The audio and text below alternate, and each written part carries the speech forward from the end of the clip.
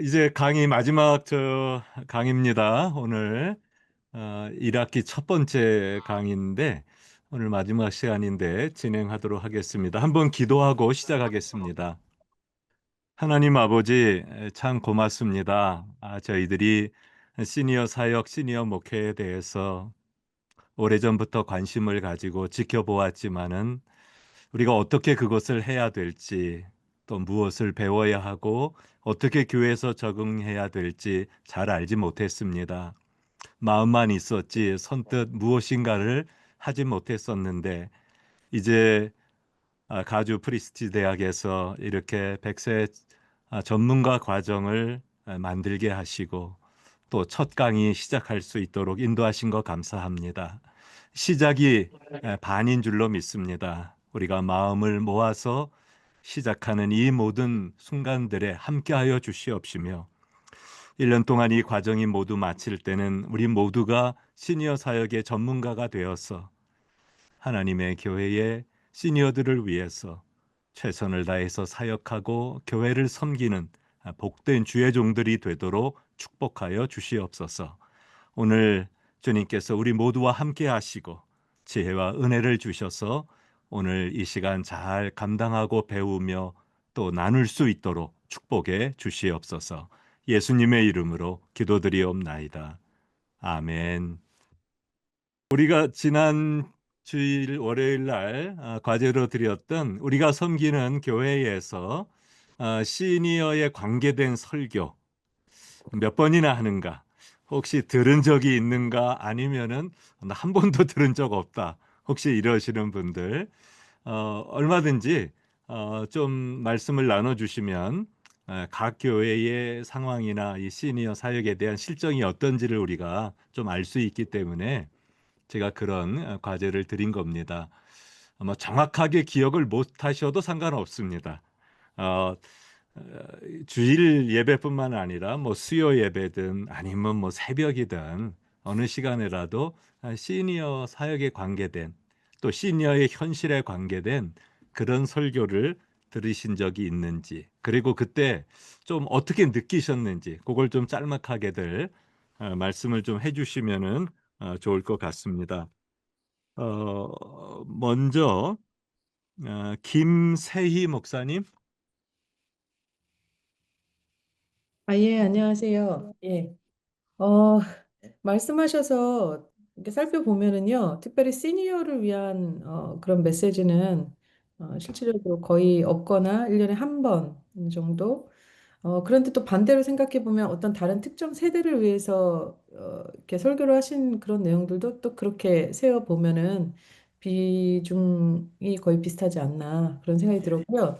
기억나는 거는 저희가 그 연말 2000 아까 연말 송구영신 예배 때 메시지로 목사님께서 치매에 관한 그런 내용들을 하셨어요. 노년에 있는 그래서 치매 부모님을 모시거나 그런 가족들이 겪는 어려움이라든가 어떻게 대처할 것인가 그런 내용을 설교 내용 전체로 말씀하셔가지고 오히려 되게 역반응이 있었던 경우는 있었던 걸로 기억을 합니다. 이 성도님들이 예, 그 중요한 예배 때 왜 예, 그런 얘기를 하냐 그런 얘기를 예. 하셨던 있었습니다. 예, 예. 예. 그거와 전혀 관계없는 분들도 많거든요. 예, 맞습니다. 그러나 치매를 걸리셔 이제 그 가족들 그 그분들은 좀 달랐을 겁니다. 예, 현실적인 문제고 참 고민하는 문제이기 때문에 예, 아마 이제 그런 부분은 또 다른 강의에서들도 다루게 될 겁니다. 김윤태 목사님,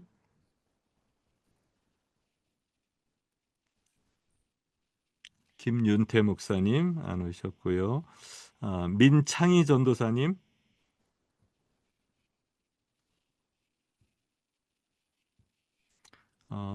백신영 사모님, 백신영 사모님, 네, 안녕하세요. 아, 저는 그 정확하게 설교에 그 시니어에 관련된 설교가 딱히 있나 싶은 생각이 좀 들었는데, 어, 보통은 구원에 관한 문제 아니면 그 하나님 나라에 관한 그런 설교를 많이 하시잖아요, 목사님들은. 근데 시니어에 관련된 설교를 잘 이해를 못했어요. 그런데 앞에서 말씀하시는 거 보니까 그런 뭐 구체적인 그런 걸 말씀하시나 본데 그런 거는 제가 잘 모르겠어요. 그 예, 문제를 예, 잘 이해를 못 해가지고 예, 예, 그런 설교가 딱히 있나 예, 저는 잘 예, 모르겠더라고요. 예, 예, 네, 예. 알겠습니다. 그냥 제가 한번 네, 각 교회의 좀 현실이 어떤지를 이렇게 좀 네, 알아보기 위함이고요. 또 다른 분들도 네, 대화를 하는 중에 또 배울 건 또 네, 배우고 이러기 위해서 제가 한 거니까 상관없습니다. 뭐 현실만 얘기하시면 되니까. 네. 서성자 전도사님,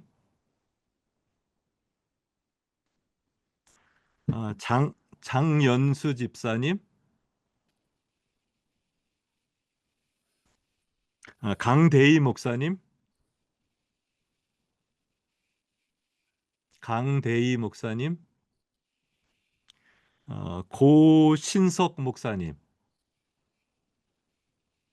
고신석 목사님, 권위자 권사님, 네, 목사님. 예, 예, 저는 우리 은퇴하신 호승기 목사님께서 계실 때는 가정의 달, 뭐 마더스데이 이럴 때 몇 번 들은 것 같은데요. 그 이후에는 제가 들은 기억이 전혀 없는 것 같습니다. 예, 네, 예, 네, 알겠습니다. 네. 김혜정 전도사님, 네, 제가 지금 섬기고 있는 교회는 1월 달부터 이제 교구 담당 전도사로 섬기고 있는데, 지금까지 그런 를 위한 그런 설교는 들어보지 못했습니다. 예, 예, 알겠습니다. 김권식 목사님, 김권식 목사님, 김충전 목사님, 김충전 목사님, 소리가 이제 저희 교회는 뭐 어차피 시니어가 전체이기 때문에 예배 시간마다 그 사항에 대해서는 놓치지 않고 늘 언제나 이야기를 하고 있습니다. 네, 예, 예. 뭐 다 시니어니까 시니어 설교하셔도 전혀 부담 없으시겠네요. 네, 네, 그렇습니다. 예. 김환규 목사님, 네, 안녕하세요. 제가 지금 나가는 교회는 거의 대부분의 성도님들이 한 70% 정도가 이제 시니어들이고, 그리고 목사님도 지금 현재는 인트림으로 와 계신데, 그분도 시니어세요.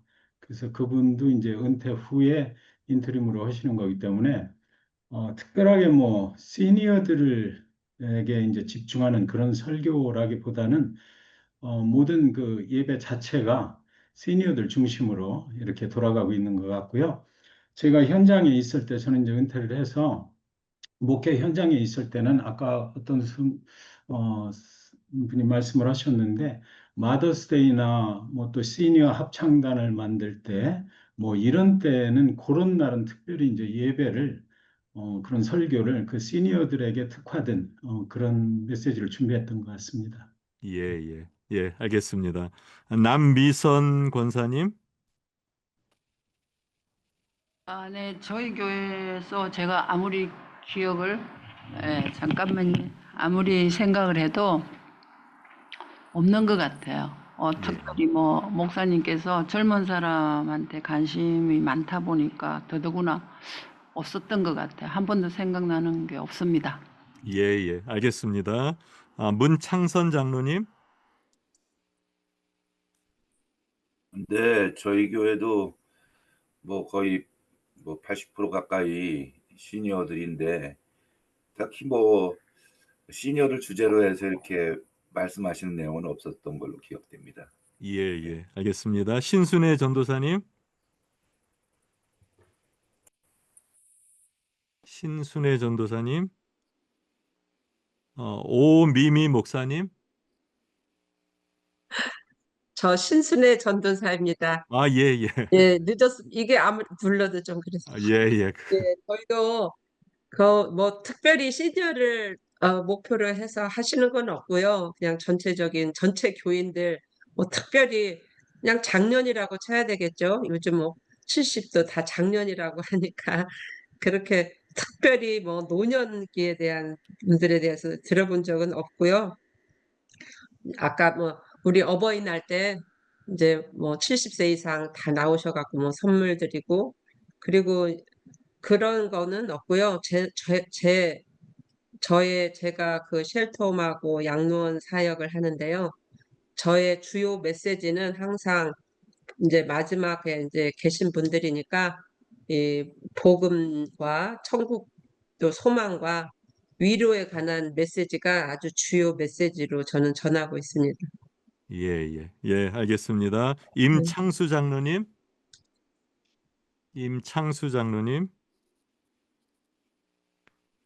조 레슬리 권사님, 네, 제 기억으로는 별로 없는 것 같습니다. 볼륨을 조금 키워주시겠어요?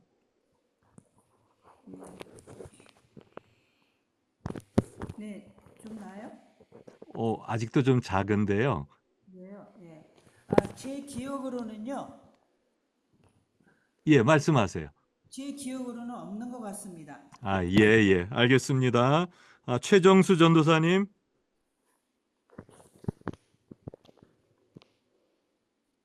네, 최정수 안녕하세요. 전도사님, 예. 예, 저희 교회는 전혀 없습니다. 예, 담임 목사님께서 한 3년 전에 새로 오셨는데 40대 초반의 젊은 분이세요. 예, 그래서 다음 세대 세우는 것에 집중하고 계십니다. 우리 예. 그래서 우리 시니어가 만 70세 이상 되는 분이 400명 계시는데, 그리고 토요일 새벽 기도 때 한 100명 정도 참석하는데 거의 다 시니어만 100명 정도 되세요. 그 목사님들이 돌아가면서 설교를 하는데도 시니어에 특화된 설교를 하는 게 아니라 그냥 보편적인 복음에 관한 설교를 하시고, 그다음 우리 시니어도 특히 한 번씩 이렇게 몸에 있을 때 1년에 한 두세 번씩 담임 목사님 오셔서 설교를 해주시는데, 그때도 그냥 뭐 은혜와 복음에 관한 것만 하시지 시니어에 어떻게 해야 된다 이 설교는 잘 없으신데, 제가 한 번씩 이제 시니어 담당 전도사라서 1년에 뭐 몇 달 한 번씩 모였을 때 제가 설교해야 될 경우에는 우리 이제 시니어 노년의 삶에 대해서 이렇게 하는 편인데, 아마 그게 또 노년에 관한 시니어에 관한 설교를 하려면은 좀 그에 맞는 좀 많은 좀 준비가 필요할 것 같아요. 공부도 필요하고. 그래서 아마 쉽게 그냥 템포러리로 이렇게 한 번씩 이렇게 하지 못하고 있지 않나, 그렇게 이해가 됩니다. 감사합니다. 예, 알겠습니다. 김글로리아 전도사님, 안녕하세요. 저희 교회는 시니어를 위한 설교는 없는 것 같습니다. 그리고 여기 무드를 보면 그 교회 환경 점검이라는 부분이 있어서 제가 좀 지난 일주일 동안 열심히 살펴봤는데, 저희는 본당이 2층에 있는 관계로 만약에 휠체어를 타고 오시는 분들이 계시면 이거는 좀 많이, 아직 그런 분이 안 계셔서 그러는지 모르겠지만 참 쉽지가 않는 상황인 것 같고, 예배 시작하기 전에 찬양을 20분 정도 하고 예배 자체가 1시간이 넘기 때문에 거의 1시간 반의 예배를 드리게 되는데, 이런 경우에 화장실의 접근성이 상당히 좀 쉽지가 않다는 생각을 들었고, 저희 교회가 이 시니어 친화적인 교회가 되기 위해서는 아직 길이 조금 멀었다는 생각이 들었습니다. 예, 잘 알겠습니다.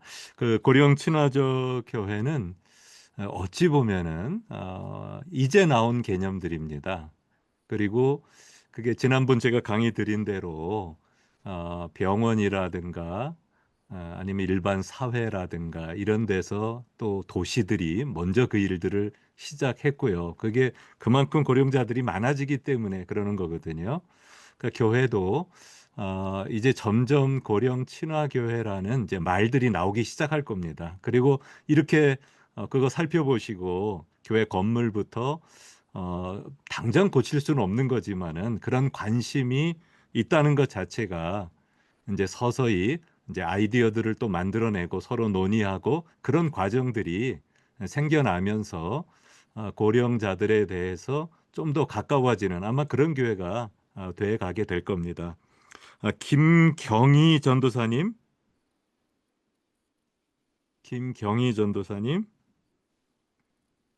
전소연 전도사님.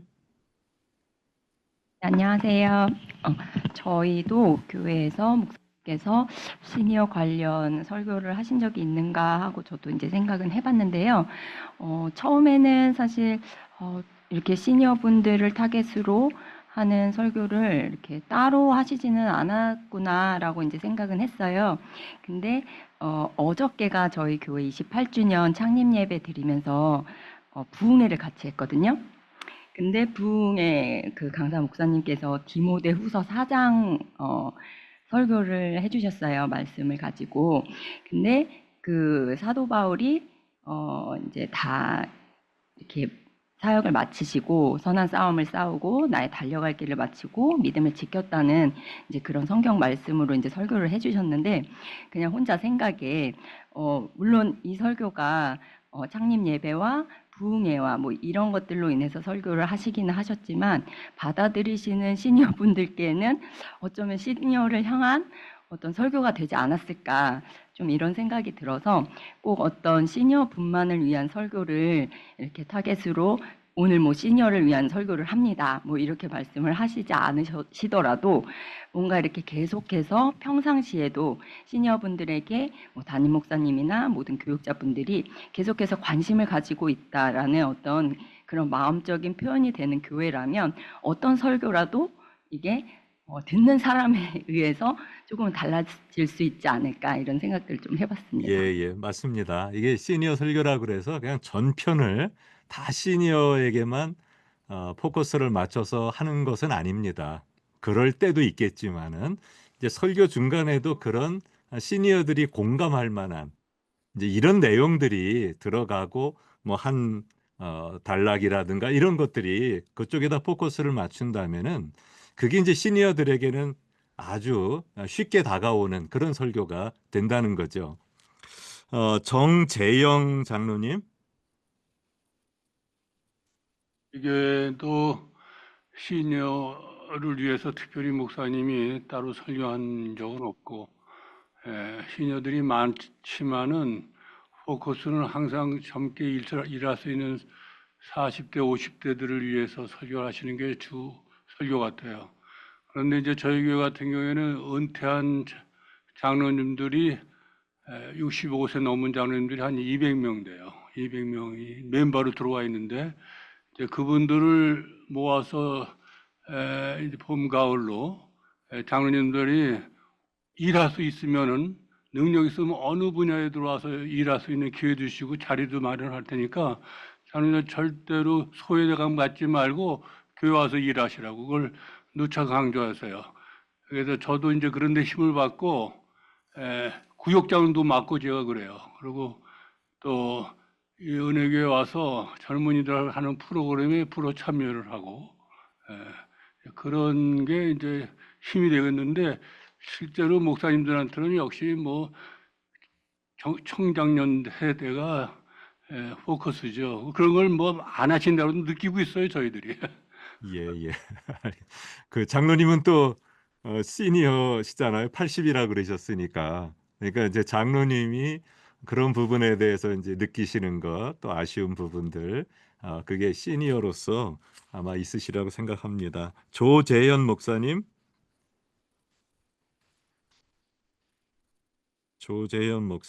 허만진 목사님.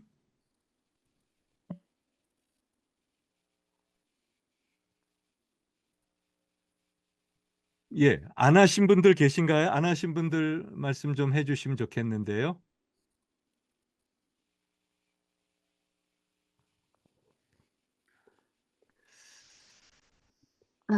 네, 제가 말씀드리겠습니다.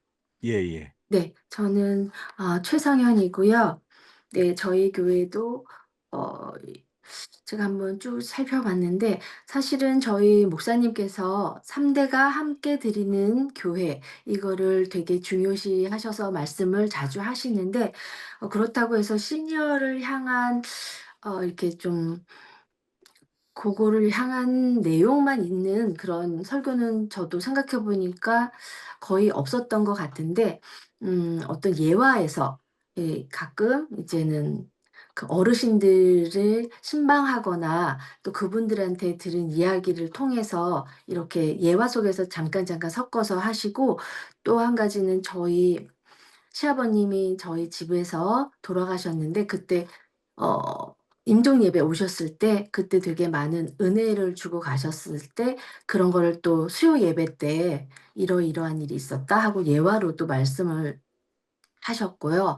그리고 거의 내용이 없었는데 한 번 되게 저에게도 되게 각인이 되고 되게 인상적인 그 존 파이퍼 목사님의 예화를 들으시면서 은퇴 후의 생활에 대해서 어떤 은퇴 생활을 해야 되는지 그거를 한 번 정도 하셨는데 그게 되게 강력했던 그런 내용이었는데 그 다이제스트에 실린 어떤 노년 부부가 은퇴를 해서 뭐 플로리다의 따뜻한 날씨에서 뭐 보트 타고 조개 껍질을 주우면서 이렇게 살았다. 근데 나중에 하나님 앞에 갔을 때 그 삶의 유산을 무엇을 했느냐 물었을 때 단지 뭐 조개 껍질만을 줍다가 왔다. 이렇게 말하는 것이 얼마나 슬픈 일일까. 그러면서 왜 80대 아프리카 선교지에 가셨다가 사고로 돌아가신 분들의 이야기를 하면서 어 현실적으로는 이런 것이 비극일 수 있지만 영적 사명에 충실한 영광스러운 삶이었다. 이런 얘기를 하시면서 편안하고 즐거운 은퇴만을 목표로 사는 것은 되게 허무하고 의미가 없다. 대시 그리스도를 위해서 끝까지 코끝에서 호흡이 멈추는 날까지 이렇게 헌신된 삶을 살아야 된다. 이런 얘기를 한번 해 주셨는데 그 얘기는 되게 강력했던 것 같습니다. 예, 맞습니다. 이게 아까도 말씀드렸지만 설교 전체가 시니어에 관한 게 아닐지라도 정말 지금 말씀하신 대로 그런 부분에서 시니어들에게 임팩을 줄 뿐 아니라 어 아직 그 생각을 하지 않는 40-50대 일지라도 그런 준비가 되어야 한다는 이런 의식을 또 심어줄 수 있거든요. 그러니까 그것은 우리가 교회에서 특별히 시니어가 점점 많아지는 그런 시대 속에 살아가면서 이제 설교에서도 조금씩은 그런 임팩을 가할 수 있는 시니어를 위한 설교들이 있어야 시니어 사역에도 힘을 얻어요. 그러니까 지금 시니어 사역들을 하시려고 하는데 설교가 뒷받침해 주지 않으면은 동력을 잃어요. 그래서 인제 목사님들도 여기 많이 계시고 그러지만은 그런 시니어에 관한 설교들이 가끔씩은 좀 있어야 되고요.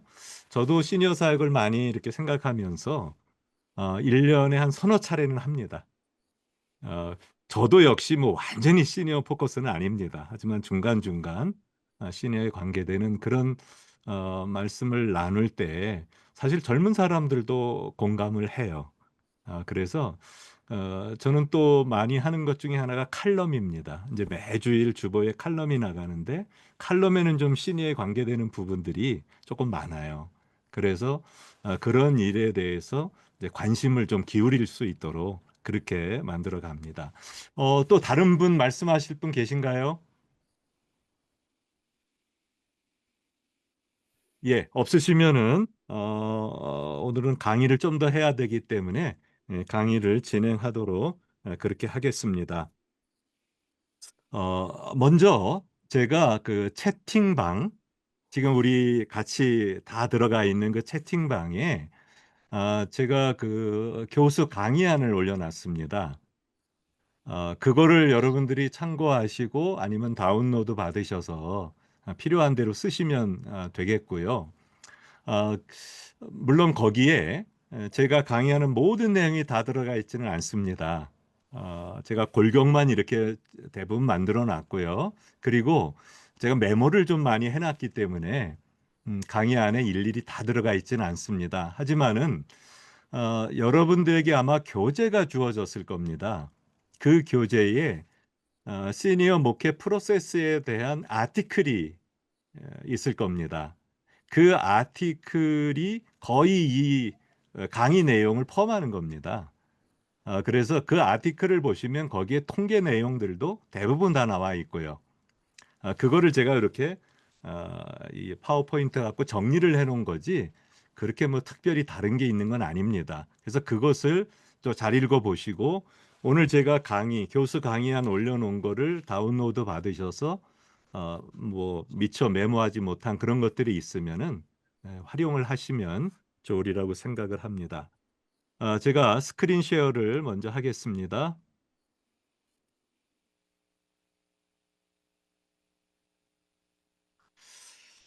예, 우리가 시니어 목회를 시작하려면은 할 수 없는 것만 생각하면 아무것도 못 합니다. 제가 지난 시간에도 말씀드린 대로 우리 교회는 사람이 없어, 재정이 없어, 전문가가 없어, 뭐 그런 환경이 되지 않아. 이렇게 시니어 목회의 그 장애 요소들 참 많습니다. 뭐 우리의 건물 자체도 그렇고요. 대부분의 건물들이 시니어들을 위해서 이렇게 잘 만들어져 있지 않습니다. 그리고 지금도 이렇게 말씀드렸지만은 특별히 또 목사님들이 관심이 전혀 없으시다면 그것도 또 쉽지는 않습니다. 하지만은 할 수 없는 것만 생각해서 포기하면 아무것도 못 하고요. 우리 교회가 가지지 않은 것, 갖추지 않은 것, 그것만 생각해도 못 합니다. 그러니까 우리가 지금 가지고 있는 게 뭔가? 그냥 현실, 거기서부터 출발해야 합니다. 그래서 이제 시니어 사역에 관계되는 이런 강의들을 다 들으시면서 우리 교회의 현실이 어떠며 그 현실 속에서 우리는 무엇을 가지고 있는지 그거를 여러분들이 찾아보시면서 시작을 하시면 되리라고 생각을 합니다. 먼저 시니어 목회의 종류가 있습니다. 시니어 목회 종류를 제가 크게 4가지로 이렇게 나누어 놨는데요.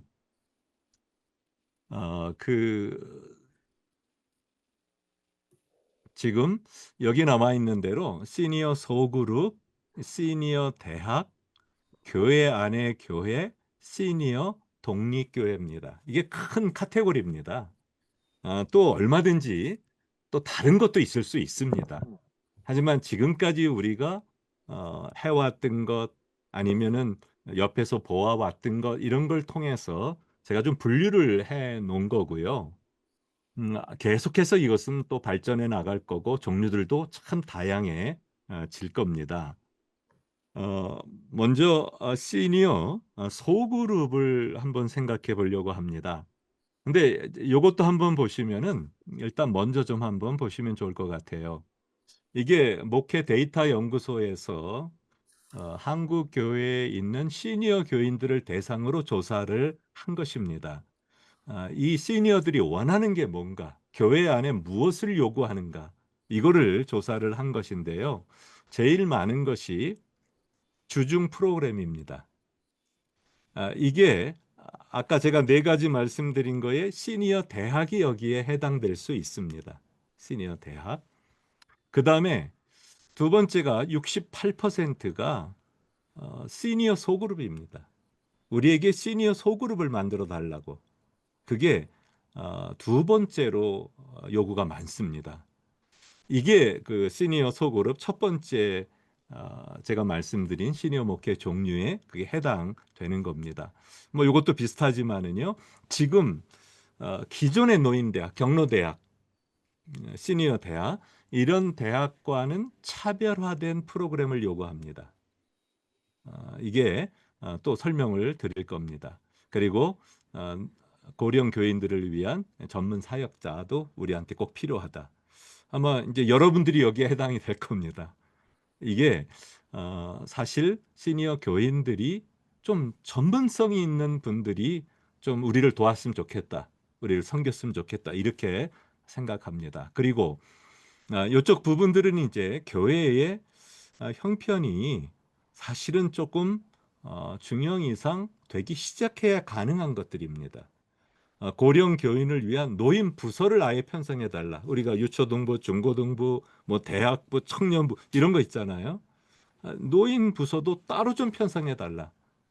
아니면 이제 우리가 선교회들이 아마 있을 겁니다. 그 뭐 70세 이상, 뭐 80세 이상 그것도 해당이 될 수는 있습니다. 하지만 부서를 편성해 달라. 그리고 아예 별도 교구를 만들어 달라. 이게 여기에 나오는 교회 안의 교회에 해당됩니다. 별도의 교구를 만들어 달라. 그것도 조금 더 자세히 설명을 드리도록 하겠습니다. 시니어 소그룹은요, 고령층들이 가장 원하는 것에 속합니다. 특별히 뭐 고령층들뿐만 아니라 모든 사람들이 소망하는 것, 기대하는 것, 사람의 온기입니다. 그런데 나이가 들면 몸도 더 차가워져요. 아마 느끼실 겁니다. 손발이 자꾸 차가워지는 이게 나이가 드는 증거거든요. 혈액순환이 잘 되지 않기 때문에 그렇습니다. 그런데 그게 몸만이 아니라 사실 심리적으로도 또 교회 안에서도 이 시니어들에게 좀 차갑다 이런 느낌들을 많이 갖습니다. 그래서 젊은이들이 가는 곳을 가기를 꺼려하죠. 가도 그렇게 환영을 받지 못하기 때문에 그렇습니다. 젊은이들이 즐겁게 막 이야기하다가도 어른들이 가면 갑자기 중단되는 분위기가 좀 이상해지는 이걸 또 어른들이 다 느낍니다. 그렇기 때문에 처음에는 지난번도 말씀드렸어요. 우리를 좀 젊은이들과 같이 있게 해달라 그러지만은 현실적으로는 그게 그렇게 쉽지 않다는 것. 그래서 사실 우리가 이 어른들만으로 노인들만으로 이런 소그룹을 만들어 주는 것 참 필요합니다. 처음에는 좀 꺼리던 분들도 그 그룹이 잘 운영이 되면은 거기에 가고 싶어 하는 분들이 참 많습니다. 우리 삶에 필요한 노년은 이제 더 필요할 건데요. 우리 삶에 꼭 필요한 네 가지 감정이 있습니다. 그게 내가 어딘가에 소속되어 있다는 소속감입니다. 그리고 그 소속된 공동체 안에서 내가 받아들여지는 수용감, 내 이야기를 들어주고 내 형편을 이해해주고 이런 수용감이 사람에게는 꼭 필요합니다. 그리고 이 두 가지 소속감과 수용감을 통해서 오는 안정감이 있습니다. 내 심리적 안정감, 내 삶의 안정감 이런 안정감이 꼭 필요하고요. 또 자기의 존재 가치를 인정받으려는 자존감. 이게 우리가 살아가는데 꼭 필요한 건데요. 사실은 이 고령층 시니어들에게는 더 필요합니다. 왜? 여기에서 배제되는 느낌들을 점점 갖기 때문에. 근데 이것을 사실은 소그룹에서 많이 채워질 수 있습니다. 그래서 소그룹은요. 이제 제 강의가 끝나면 그 다음 강의가 있을 겁니다. 그 강의 다음, 그러니까 3주 후가 되겠죠. 3주 후에 시니어 소그룹 강좌가 있습니다. 거기서 좀 더 아마 자세히 이 부분은 다루게 될 것입니다. 제가 그 시니어 소그룹을 이제 말씀을 전하실 그 김지영 목사님과 지난 주간에 만났었어요. 이분이 아틀란타에서 사역하고 계시거든요. 근데 덴버를 오셨어요. 다른 일 때문에. 그래서 이제 저하고 만나서 대화를 나누고 시니어 목회 사역에 대해서 이야기들을 많이 나눴습니다. 이분이 그 아틀란타 연합장로교회에서 10여 년 동안 시니어들을 담당하셨던 분이에요. 그리고 그때 당시에 시니어가 600명이었답니다. 그 600명을 맡아가지고 한 10여 년을 사역을 하셨던, 지금은 이제 교회를 떠나시고 특별 사역을 하시는데, 그래서 그때 소그룹들도 많이 만들었기 때문에 그 소그룹에 대한 자세한 것들은 아마 그때 여러분들이 강의를 들으시면 되리라고 생각합니다. 저희 교회를 보더라도 제가 한 10여 년 전부터 시니어들만으로 소그룹을 만들었습니다. 그때도 거기 들어가기 싫어하시는 분들은 아직도 안 들어간 분들이 많아요. 그런데 지금 이렇게 그 시니어 소그룹이 된 5그룹은 참 좋아들 하십니다. 그리고 활동력이 있고요. 어떤 사역을 해도 꼭 참여 다 하십니다. 하시면서 늘 그분들끼리 모여서 서로 나누고 말씀 나누고 삶 나누고 기도 제목 나누고 그런 일들을 하십니다.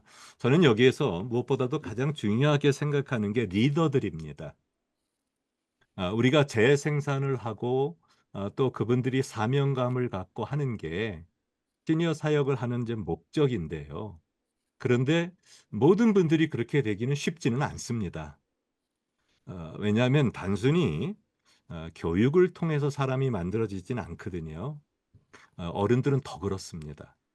그래서 아마 여러분들 잘 아시는 대로 이 제자 훈련, 오카는 목사님이 시작해서 지금도 참 많이 한국 교회에 이렇게 퍼뜨린 그 제자 훈련에 연령 제한이 있다는 거 아시죠? 그게 몇 살입니까? 제자 훈련 하셨던 분들 적용하셨나 모르겠어요. 55세입니다. 그러니까 55세 이상은 받지 않아요. 제자 훈련에서. 교육을 해도 변화가 없다는 거거든요. 그렇기 때문에 55세 이상 되는 분들은 제자 훈련도 받지 못할 정도로 사실 어른들 이렇게 교육시키는 게 쉽지 않습니다. 그리고 잘 변화도 일어나지 않고요. 그래서 저는 시니어들 물론 제가 이제 3학기 강의에서 시니어 제자 훈련은 좀 나눌 겁니다. 그런데 제가 지금도 가장 강조하는 게 이제 리더들입니다. 목자들, 시니어 목자들. 이분들도 다 70이 넘었어요. 근데 이분들은 눈빛이 다릅니다. 교회에 오는 목적이 다릅니다. 섬김을 받으려고 오지 않습니다. 이분들은 섬기기 위해서 옵니다. 그리고 가방들이 가득합니다. 가방에 뭔가 간식거리를 다 채워갖고 오세요. 그래서 자기 목장 그 어른들 목원들에게 늘 그거 나눠주고 같이 먹으면서 대화하고 이런 일들을 하십니다. 이분들은 섬김을 지금 받지 않아요. 교회에서 본인들이 섬기고 있지. 이런 리더들이 참 중요합니다. 그 리더들의 삶이 이런 변화된 삶, 그리고 70이 넘어도 아주 활동적인 삶, 재생산의 삶을 이렇게 살아갑니다. 저는 바라는 거는 이분들을 보고 배우는 사람이 있기를 바라고 있는 겁니다. 그래서 다른 시니어 중에도 이제 그런 목표가 생길 수 있도록, 그래서 이 시니어 리더들을 교육하는데 제가 마음을 쏟고 있습니다. 시니어 소그룹을, 이 소그룹은 사실 교회가 크지 않아도 얼마든지 할 수 있는 겁니다.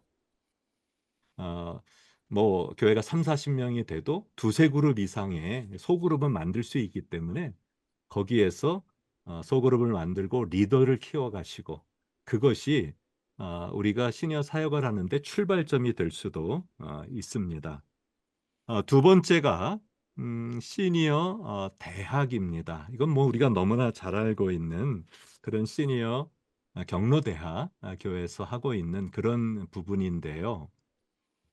근데 이 시니어 대학에서도 지금 현재 우리 시니어들이 원하는 거는 차별화된 프로그램입니다. 아마 이 프로그램들은 거의 비슷할 겁니다. 시니어 대학이 시작된 지가 1970년대, 80년대입니다. 그때는 아주 신선했습니다.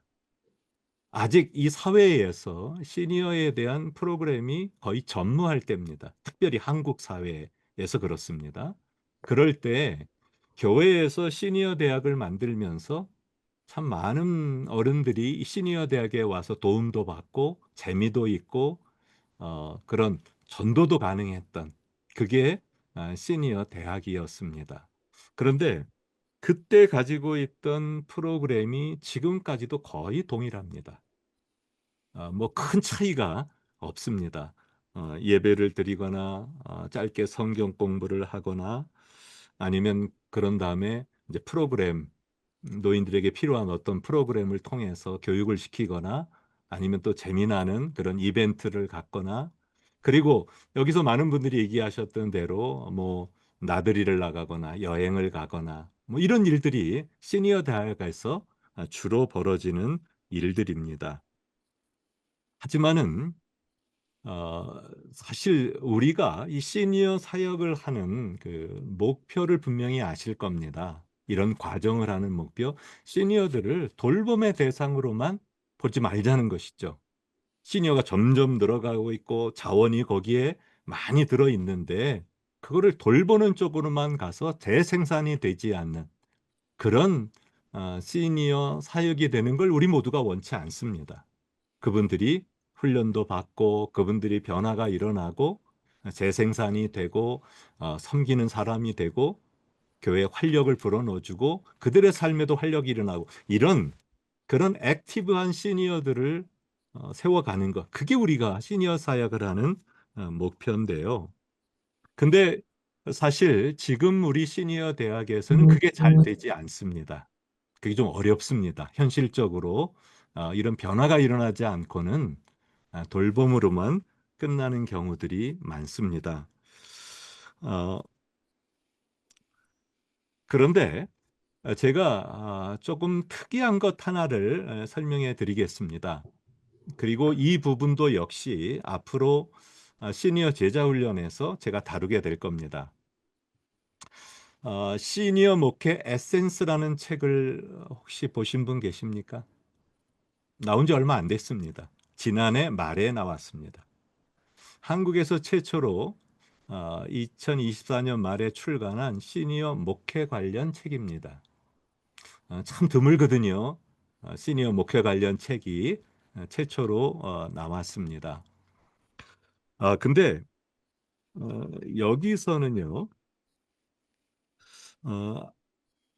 이것과 아울러서 시니어 훈련 교재가 3권이 나왔습니다.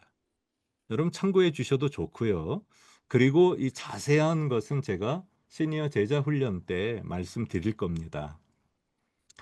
이것이 성결교회 교단 차원에서 만들어낸 겁니다. 한국 성결교회. 근데 이 배경이요. 이렇게 돼 있습니다. 지난 팬데믹 기간에 불과 그러니까 뭐 3, 4년 전 이야기입니다. 그 팬데믹 기간에 서울 강동구에 있는 동안교회라고 있습니다. 큰 교회 아닙니다. 한 2, 300명 정도 모이는 중형 교회입니다. 거기서 이제 예배가 다 중단됐었습니다. 대면 예배가 중단되고 이제 그 줌으로 대부분 예배를 드렸잖아요. 근데 이제 그것이 서서히 풀리기 시작했습니다. 그래서 이제 교인들이 교회로 조금씩 조금씩 돌아오게 됐습니다. 하지만 여전히 계속 모이는 것을 좀 꺼려하고 그랬기 때문에 이 교회에서 목사님이 주일 오전 예배는 뭐 이렇게 드리지만은 오후 예배도 있었는데 뭐 2시, 3시에 오후 예배 드리잖아요. 오후 예배도 있었는데 그 오후 예배를 똑같이 기존처럼 드리는 것보다는 성경 공부를 해보자라고 생각한 겁니다. 그래서 성경 공부를 하는데 성경 공부 3개 반을 만들었어요. 근데 3개 반 중에 2개 반은 뭐 이렇게 주제를 정해놓고 일반 성경 공부하는 거예요. 그런데 마지막 3번째 반이 아주 특이한 겁니다. 시니어 반입니다. 시니어 반. 그걸 만들었어요. 거기는 이제 시니어들만 모이는 그런 성경 공부반이 됐습니다. 그리고 거기서 성경 공부를 하는데 시니어만을 위한 성경 공부 교재는 없거든요. 그러니까 이분이 이거를 하나하나를 그냥 이렇게 만들기 시작한 겁니다. 하나를 만들어서 어떤 내용들을 했냐 하면은 그러니까 시니어에게 특화된 겁니다. 시니어가 누구냐? 이게 첫 번째 시간에 시니어가 누구냐? 이런 거고요. 보통 시니어에서 액티브 시니어로 살기. 이 주제입니다. 이게 그 성경 공부를 했던 그 주제인데요. 성경 속에 나오는 시니어, 내 인생의 여정, 또 용서, 감사, 이런 주제들입니다. 이런 주제들을 가지고 한 10주에 걸쳐서 성경 공부를 한 것입니다. 근데 이게 시니어에게 상당히 반응을 일으킨 거예요. 그러니까 제가 이제 제자 훈련 때 그 말씀을 드릴 겁니다. 이게 시니어들은 일반 성경 공부 교재 가지고 교육이 잘 되지 않는다. 교육도 안 받으려고 하고 이미 다 과거에 다 했다고 생각합니다. 그렇기 때문에 만약 시니어 제자 훈련한다? 우리 제자 훈련 다 받았는데 뭘 또 받냐고 이렇게 나올 수 있습니다. 그리고 교육을 해도 그 교육의 효과가 크지 않습니다. 시니어들은. 그런데 그 시니어에게 특화된, 시니어가 필요로 하는, 시니어가 현실 속에서 지금 고민하고 있는 이런 부분들로 성경 공부를 한다면, 제자 훈련을 한다면 그거는 시니어에게 상당히 도움이 될 겁니다. 그러면서 이분들이 성장해 갈 것입니다. 그런데 이렇게 한 10여 주에 걸쳐서 이제 공부가 끝난 거예요. 그걸로 끝날 생각이었어요. 근데 시니어 교인들이 더 하자는 거예요. 더 하자. 이렇게 요구가 들어왔어요. 근데 목사님도 막막한 거예요. 뭘 해야 좋을지를 모르거든요. 온갖 아이디어를 짜내가지고 이 첫 번째 이건 만들었지만은 두 번째를 또 하기가 쉽지가 않았던 거예요. 그런데 3명의 교역자들이 있었는데 이들이 또 머리를 맞댔습니다. 머리를 맞대고 시니어에게 필요한 게 과연 또 뭔가를 찾기 시작해서 이 두 번째 주제로 이 소명에 관계되는 소명에 관계. 먼저는 이제 감사에 과거에 관계되는 거고 소명 시니어가 어떤 사명을 가지고 살아갈 것인가 그거에 관계되는 거를 또 10주 정도 했습니다. 또 요구가 또 들어와 가지고 그 다음에는 이 소망에 관계되는 시니어들의 소망이 뭐겠어요? 천국 소망이거든요. 천국 소망. 그 부분을 이렇게 다룬 겁니다. 근데 이게 시니어들의 삶을 많이 바꿔놨습니다. 근데 이게 이제 소문이 나기 시작한 거예요. 시니어들의 입을 통해서 소문이 주변으로 나기 시작했고, 그런 다음에 교단의 관계자들이 알게 된 겁니다. 교단에 있는 목사님들이. 그래서 교단에서도, 교단 이 교육부 차원에서도 시니어들이 점점 들어가고 이 현실은 다 알고 있는데 뭘 어떻게 하면 좋을지는 몰랐던 거예요. 그런데 이 한 교회에서 이 일을 하면서 이거를 교단 관계자들이 와서 다 그거를 살펴보고 그 교재 내용들을 보고 이거를 다 가지고 간 거예요. 그래서 성결 그 신학교의 교수들을 다 불렀습니다. 교수들을 불러가지고 한 10여 명의 그 팀이 구성이 됐어요. 그래서 이 교회에서 이 목사님이 만들었던 이걸 중심으로 해서 교수들이 참여해가지고 이 교재를 더 확충한 거죠. 그래서 교단에서 이게 지난해 말에 다 나온 거예요. 그래서 교단 산하에 있는 교회들이 시니어 사역을 위해서 사용할 수 있도록 이렇게 이것을 만들어서 이 교재가 처음으로 한국 교회에 나온 겁니다. 그러니까 시작이 중요한 거예요. 그냥 우리가 뭐 아무것도 없어서 못한다 그냥 어차피 우리 모두는 지금 개척하는 겁니다. 시니어 목회를 지금 개척하고 있는 거예요. 저도 이 시니어 훈련 교재를 지금 집필하는 중에 있습니다. 저도 이거를 지금 만들어 가고 있고요. 사실은 이 모든 이 동안교회에서 했던 이 아이디어가 제가 한 2, 3년 전부터 가졌던 아이디어예요.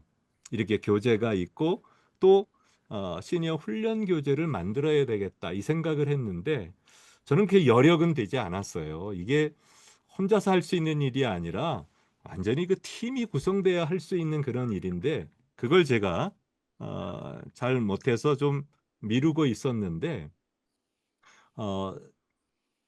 제가 교회에서 처음으로 시작하는 게 있습니다. 이번 11월부터 시작하는 게 사실 요 부분에 관계되는 겁니다. 요 부분에 관계돼서 복된 죽음 세미나라고 제가 10주 코스를 만들었어요.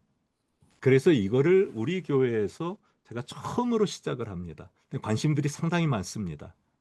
많은 분들이 참여할 것 같아요. 그리고 제가 지금도 신청을 받는데 젊은 분들이 반이 넘습니다.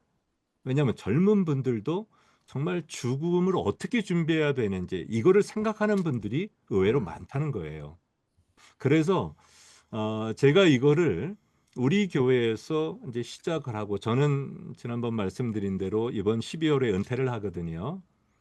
그래서 다른 목사님들하고도 이야기를 했어요. 덴버에 있는. 그랬더니 두 교회에서 그걸 해달래요.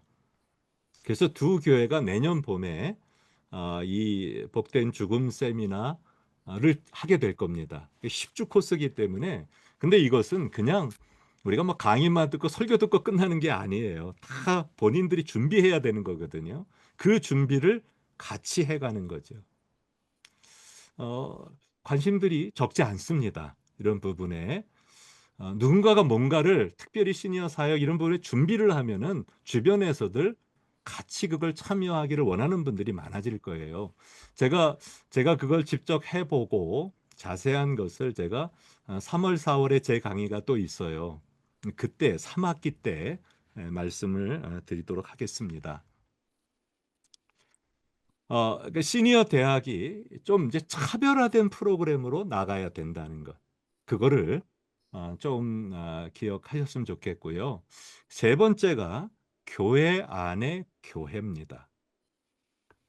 어떤 뜻인지 아마 아실 수도 있을 겁니다. 제가 갈렙 교회 말씀을 드렸습니다. 그게 한국의 그 성남에 있는 선한목자교회 유기성 목사님 교회 안에서 만든 모델입니다. 이 교회 안에 교회라는 것은 제가 붙인 이름이고요.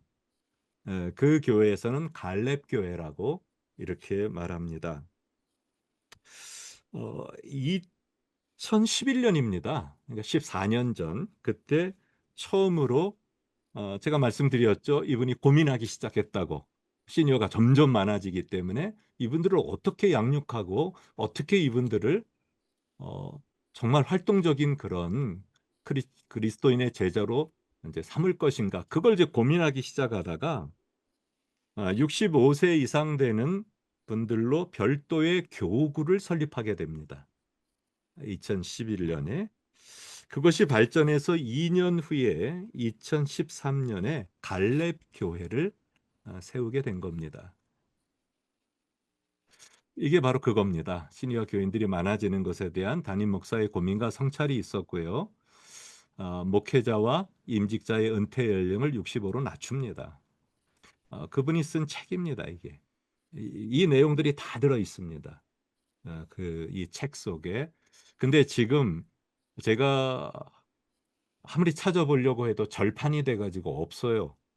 이 책이. 그래서 여러분들이 혹시 보시려면은 이북으로 보시면 됩니다. 이북으로 신청하시면 여러분의 뭐 컴퓨터나 노트북이나 이런 데 이게 들어올 수가 있습니다. 그래서 읽어보셔도 상당히 도움이 될 것 같고요. 이 내용들이 자세하게 거기에 적혀져 있습니다. 2011년에 시니어 교구를 설립했고요. 그리고 2013년에 시니어 교회인 갈렙 교회를 설립하게 됩니다. 근데 참 놀라운 것은요. 그냥 교회만 따로 설립했다 이런 의미가 아닙니다. 주일 예배 같이 드립니다. 다 모든 교인들이. 뭐 젊은 사람이든 나이 든 사람이든. 하지만 그 외에 모든 행정 프로그램이 다 독립적입니다. 목요일 날 예배를 드립니다. 시니어들만 따로 예배를 드립니다. 지금 제가 듣기로는 약 한 800명 정도 출석하고 있다 그래요. 그 갈렙 교회에. 그러니까 이분들이 주일 예배를 드리고 목요일 날 또 예배를 드립니다. 참 열심히들 참석하십니다. 모든 행정이 다 달라요. 이 갈렙 교회를 맡고 있는 담임 목사님이 계시는 거고요. 물론 전체 교회 안에서는 전체 담임 목사 밑에 있지만은 이렇게 있고요. 그리고 여기에 모든 부서가 다 있습니다. 우리가 교회에서 지금 생각하고 있는 교회가 갖고 있는 무슨 선교위원회, 무슨 봉사위원회, 이거 다 있습니다. 그대로 다 있습니다. 거기에 리더들 다 시니어들이 맡습니다. 여러분, 부서가 다 다르다면은 거기 뭐가 따라갈까요? 예산이 따라갑니다. 예산이 다 주어집니다. 그러면 그 예산이 어디서 나올까요? 주일날 낮에 예배 드릴 때 헌금하지 않습니까? 모든 교인들이 헌금하는데 시니어가 하는 헌금, 갈렙교회로 다 이관합니다. 그러니까 시니어들이 하는 헌금은 갈렙교회가 다 그것을 예산을 짜가지고 실행까지 갈렙교회가 다 하는 것입니다. 한번 생각해 보세요. 그러면 그 안에 행정 조직이 있고 위원회가 있고 부서가 있고 다 있잖아요. 그러면 거기에서 예산을 세워서 프로그램을 만들고 그걸 실행하는데 그걸 실행하는 분들이 누굴까요? 다 시니어들이에요. 그러면 이 시니어들이 은퇴한 겁니까? 은퇴 안 한 겁니까? 이분들은 은퇴 안 한 겁니다. 나이가 80이 됐든 90이 됐든 은퇴 안 한 겁니다. 여러분, 그 시니어들이 그 조사한 것 중에서도 보면은 여러분 60% 이상이 교회 행정에 참여하고 싶어 해요. 예산에도 참여하고 싶어 하고요. 이게 은퇴를 했음에도 불구하고 교회 모든 사역에 참여하고 싶어 하는 게 시니어 마음이에요. 왜? 스스로 나는 늙었다고 생각 안 하니까. 나는 여전히 젊고 무엇이든 할 수 있다고 생각하니까. 정재영 장로님처럼 80이 되셔도 할 수 있거든요. 선교 다 가거든요. 그러기 때문에 이분들이 거기에 참여하면서 얼마나 활동적으로 그 사역들을 하는지 모릅니다. 정말 그분들이 하는 그 사역들을 보면 웬만한 교회 이상으로 다 합니다. 근데 참 재미있는 것 가운데 하나는요. 이게 보통 이제 교구 이런 체계가 있고 시스템이 있고 행정 시스템이 있잖아요. 각 부서들은 이 행정 쪽에 들어있는 거고요. 교구 쪽은 교인들 관리하는 쪽, 돌보는 쪽 아닙니까? 그런데 이 교인들을 돌보고 교인들에게 섬기고 이거 다 누가 할까요? 여자가 할까요? 남자가 할까요? 그거는 전부 다 남자가 합니다. 그러니까 장로님들, 안수 집사님들, 은퇴하신 분들 어디서 사역하냐면 교구장, 부역장, 여기서 사역하십니다. 그러면 선교위원장, 행정위원장, 봉사위원장, 각 부서 이거 누가 할까요? 다 권사님들이 하십니다. 여자분들이 합니다. 이게 이제 이 교회에서 그런 게 방침을 정한 게 뭐냐면 은퇴하기 전에 평생 사역은 대부분 남자가 했거든요. 방회도 다 남자가 들어와 했고 그런데 그거를 은퇴 후에는 여자분들에게 양보한 겁니다. 상당히 파격적이죠, 이 모든 것들이.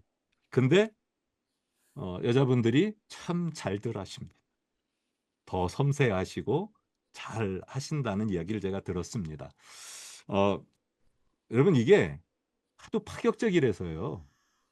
다른 교회들이 아직 못 따라가요. 그러니까 제가 다른 뭐 남가주 사랑의 교회, 할렐루야 교회, 뭐 영락교회 이런 교회들 시니어 사역도 이렇게 많이 살펴봤거든요. 시니어 대학의 차별화된 프로그램 이런 것까지는 해요. 근데 이렇게 독립교회를 세우지는 못해요. 아직 따라가는 교회가 없어요. 그만큼 교회 안에서 담임 목사가 이 부분에 대해서 분명한 철학을 갖지 않고는 할 수 없는 거예요. 교회가 거의 나눠지거든요. 근데 저는 이렇게 생각합니다. 미주 한인교회들은 할 수 있다. 왜? 우리는 경험이 너무 많기 때문에. 우리에게 교회 안의 교회는 낯선 개념이 아닙니다. 우리는 이미 다 하고 있는 겁니다. 여러분 뭐라고 생각하세요? EM입니다. EM. KM과 EM은 우리는 오래전부터 이민교회에서 해왔던 겁니다. 여러분, 대부분 처음에는 KM 안에 EM이 있었어요. 그래서 KM이 다 그거 관리했어요. 그런데 EM들이 자꾸 컴플레인 많거든요. 그 EM이 하는 컴플레인 대표적인 거 뭔지 아세요? 우리를 애 취급하지 말라는 겁니다. 자꾸 애 취급한다는 거예요. 그리고 무슨 이렇게 크리스마스 행사, 무슨 행사 나오면 앞에 나와서 찬양하라고, 율동하면서 찬양하라고. 이거 죽기보다 싫어합니다. 왜 우리를 애들처럼 그렇게 대하느냐고 그렇게 얘기합니다. 그러면서 이 KM이 EM에 대해서 계속 간섭하고 이렇게 해라 저렇게 해라, 이거를 EM이 참 싫어합니다. 그러면 EM은 성장하지 않습니다. 그래서 이민교회들이 KM이 점점 어떻게 하고 있습니까? 이거를 독립하는 쪽으로 나갑니다. 모든 프로그램, 행정 이거 다 독립시켜 줍니다. 저는 지난해에 EM을 재정으로도 독립을 시켰습니다. 너무 좋아합니다. 그러니까 이제는 EM에서 헌금이 얼마 들어오는지 이것도 저 모릅니다. 거기서 들어오는 거는 거기서 다 사용합니다. 그래서 자체적으로 모든 프로그램 만들고 할 수 있도록 이제 올해 말이 무엇을 할 거냐 하면은 501c3 이 비영리 단체 이것까지도 다 독립시킵니다. 그래서 아주 별도의 교회가 됩니다. 물론 교회 건물은 다 같이 씁니다. 제가 그것만큼은 분명하게 약속을 했습니다. 우리가 같은 교회에서 같이 한 우산 속에 있어야지 EM교회가 독립해서 이제 나가버리면은 EM교회도 문제가 많이 생기고 KM교회도 역시 문제가 많이 생긴다. 이것은 우리가 한번 깊이 논의해서 EM에 있는 모든 장로님들하고도 다 논의가 된 겁니다. 그럼에도 불구하고 세월이 흐르면 교회를 나가겠다고 하기도 쉬워요. 저는 그건 알고 있어요. 하지만 아직까지 그 모든 것은 한 교회 안에서 합니다. 그 EM을 이렇게 독립시키듯이 그 경험을 우리 모두가 갖고 있어요, 교회들이. 그렇기 때문에 이제 이 시니어도 이게 점점 커져가면서는 그것도 한번 생각을 해볼 필요가 있다고 생각합니다. 그러면 우리가 지금까지 시니어들에 대해서 활동적인 시니어를 원하고 재생산과 성장과 배움과 이런 것들을 원하는데 시니어 교회가 이런 교회 안의 교회가 되면 이게 저절로 시스템상으로 이게 가능해집니다. 그 안에서 제자훈련도 활발하게 일어날 수 있고요. 섬김과 봉사 이거 얼마나 열심히 하는지 모릅니다. 이 갈래교회에서는 정기적으로 1년에 몇 차례씩 단기 선교도 떠납니다. 많이들 가십니다. 이분들이 갔다 와서 간증하는 일들도요 얼마나 많은지 몰라요. 그 여러 KM교회 같이 있을 때 전체가 하나일 때는 주로 젊은 사람들이 나와가지고 간증하고 그러는데 이 교회에서는 대부분 시니어들이 전부 다 나와서 간증하고 그래서 서로 은혜 받고 이런 일들이 생깁니다. 이게 교회 안에 교회의 모습입니다. 그 마지막으로 있는 것이 그 시니어 독립교회입니다. 시니어 독립교회. 이것은 완전히 시니어로만 독립하는 것. 시니어들만 모인 교회. 아마 지금 여기 계신 분들 중에 말씀 나누면서 우리 교회는 다 시니어입니다. 이러는 분 계실 거예요. 그게 시니어 독립교회입니다. 그러니까 처음부터 그렇게 시작한 건 아니지만 자동적으로 그렇게 되어가기가 앞으로 점점 쉬워질 겁니다. 왜? 젊은 사람들이 들어오지 않고 기존에 있던 성도들은 나이가 들어가기 때문에 시니어 교회로 이렇게 바뀌어가기가 쉽습니다. 그 아리조나 피닉스에 팜 웨스트 커뮤니티 처치라고 있습니다. 그곳 한번 이름을 보시고 웹사이트 한번 들어가 보셔도 좋으리라고 생각합니다. 이게 완전히 시니어 독립교회입니다. 시니어 독립교회로 아예 처음부터 세워진 교회입니다. 35년 동안 일반 교회에서 사역을 했던 데이빗 갤러거라는 목사님이 은퇴 생활을 하고 있었습니다. 그때 교대한 관계자가 찾아왔다고 그래요.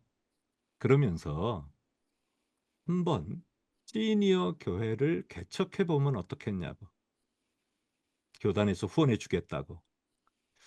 그때 이 목사님이 이제 은퇴하시고 여기도 이제 은퇴하신 목사님도 계시는데요. 사실 뭐 은퇴하고 나서 편하고 안락한 이것도 있겠지만은 그러나 평생 사역했던 그 아쉬움, 그리움 이런 것 때문에 힘들어하는 분들도 많아요. 그리고 또 한 가지는 저도 이제 내년 1월 첫째 주 어느 교회를 갈까? 이거 지금부터 고민합니다. 어느 교회 가야 되나? 저희 교회는 은퇴하면은 교회는 오지 않겠다고 제가 얘기했거든요. 그렇다면 제가 어느 교회를 주일날 가야 되는데 어디를 갈까? 덴버 안에 있는 제가 교제하고 있는 은퇴 목사님들이 여럿입니다. 그분들한테 다 물어봤어요. 교회 어딜 나가냐고. 절반은 한 10여 명 되는데 절반은 그냥 미국 교회 나가십니다. 절반은 이제 자기 교회 나가시는데 참 눈치가 보인대요. 그러니까 다른 데서 초청만 오면은 그냥 나가십니다. 초청만 오면은. 본교회 가기를 좀 꺼리세요. 그러니까 그게 은퇴 목사님들의 현실이라는 거죠. 그러니까 이 갤러거 목사님도 비슷했던 거예요. 그래서 교단 관계자가 와서 한번 시니어 교회를 개척해 보면 어떻겠느냐 그 얘기를 듣고는 교회를 개척한 교회입니다. 교회가 상당히 부흥했고요. 교회도 건축까지도 했고 그런 교회입니다.